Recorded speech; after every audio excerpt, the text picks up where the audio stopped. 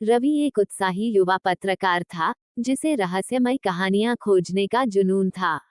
एक दिन उसे पुराने कबाड़ बाजार में एक फटी पुरानी डायरी मिली।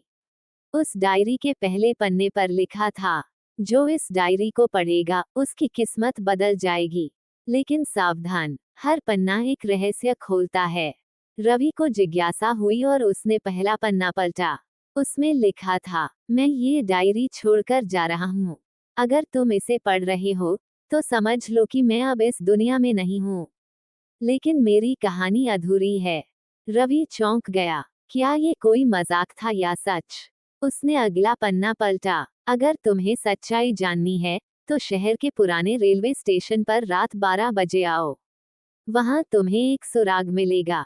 लेकिन सावधान, तुम्हारी हर हरकत पर नजर रखी जा रही है। रवि को लगा कि यह सिर्फ एक कहानी हो सकती है, लेकिन उसका पत्रकार मन उसे रोक नहीं पाया। उस रात वह रेलवे स्टेशन पहुंचा। वहां सन्नाटा पसरा था। तभी उसे एक सीट के नीचे एक पुराना लिफाफा दिखा। उसने लिफाफा खोला। अंदर एक चिट्ठी थी। तुम सही रास्ते पर हो, लेकिन ये सिर्फ शुरुआत है।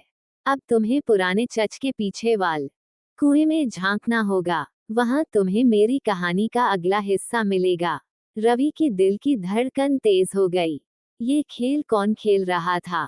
फिर भी उसने निश्चय किया कि वह इस रहस्य से पर्दा उठाकर रहेगा।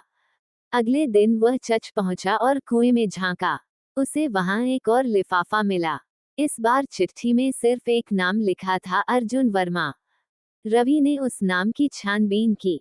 उसे पता चला कि अर्जुन वर्मा एक अमीर बिजनेसमैन थे, लेकिन 5 साल पहले उनका अचानक गायब हो जाना पूरे शहर के लिए एक पहेली बन गया था। अब रवि को समझ में आने लगा था कि यह डायरी अर्जुन वर्मा की हो सकती है। लेकिन आखिर वह चाहता क्या था? रवि ने अगला पन्ना पलटा। मुझे मेरे सबसे करीबी दोस्त ने धोखा दिया। उसने मेरी पहचान मिटाने की कोशिश की। लेकिन मैं हार नहीं मानूंगा। अगर तुम सच में मेरी मदद करना चाहते हो तो आखिरी पन्ने तक पहुंचो। रवि को अब लगने लगा कि यह सिर्फ एक कहानी नहीं, बल्कि एक असली साजिश थी। जैसे ही उसने आखिरी पन्ना पलटा, उसकी आंखें फटी रह गईं। वहां लिखा था, रवि, अब तुम बहुत आगे आ चुके हो, लेकिन अब पीछे हटना तुम्हारे लिए नामुमकिन है।